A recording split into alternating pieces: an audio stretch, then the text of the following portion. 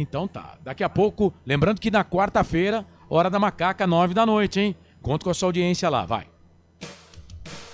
Agora, o comentário final. É fato, muito prazer, eu sou o Carlos Corsato, comentário final, tá na tela aí, ó, a Ponte Preta aqui, né, desse lado aqui, ó. A Ponte perdeu pro Vila Nova 2-1. Pra torcida da Ponte Preta, nada que nos assuste, né?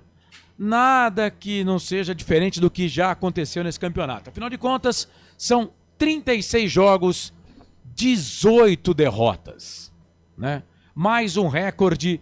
Desde 2018, a Ponte Preta está na Série B, desde que caiu em 2017, a Ponte perdeu 20 jogos na Série A, né? Na Série B, a Ponte nunca havia chegado a 18 derrotas. Chegou o dia, chegou o ano, em 2024, 2-1 para o Vila Nova, a Ponte perdeu. Marcelo, aquela pergunta de sempre para você, resultado justo?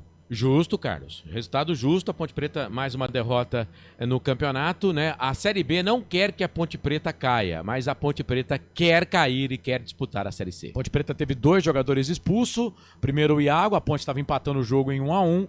E depois o Matheus Silva, a Ponte terminou o jogo com 9 em campo. Volta a campo sábado que vem, 9h30 da noite, contra o Sport, precisando vencer para tentar sair lá da zona da degola. Comentário final. É isso, 9 da noite mais 50 minutos. Daqui a pouco.